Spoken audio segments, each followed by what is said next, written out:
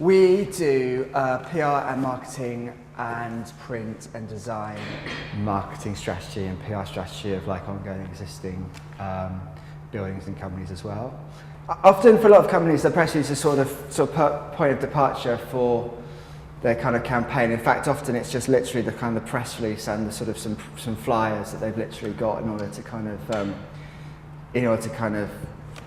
get the news of what they're doing kind of out there. It should be a page. It should be very clear in terms of what the show is and when it's on and what it does. You should have the listings information. You've got to think what's going to be interesting from the press point of view and what can be said as concisely as possible and ideally one sentence.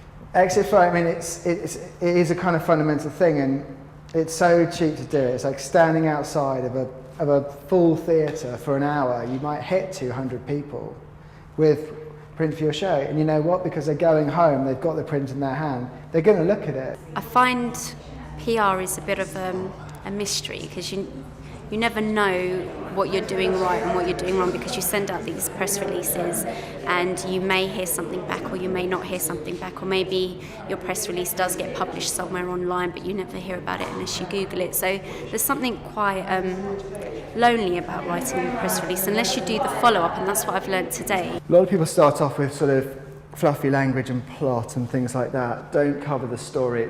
You know, every show's got a story. Getting them there is the first obstacle, and everything else will follow from there, basically.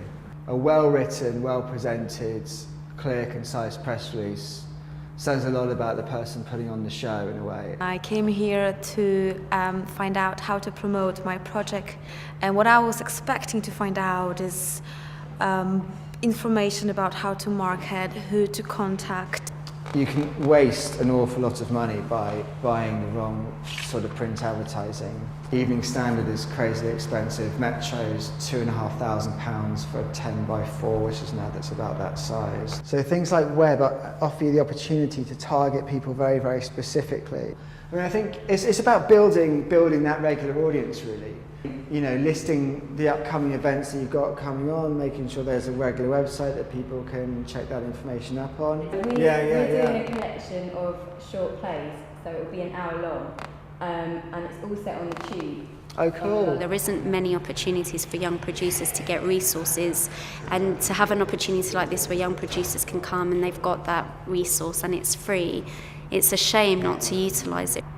For us, it's about building relationships with new companies, really. I'm really excited. I'm full of ideas now, and it really feels like this project has a chance to happen.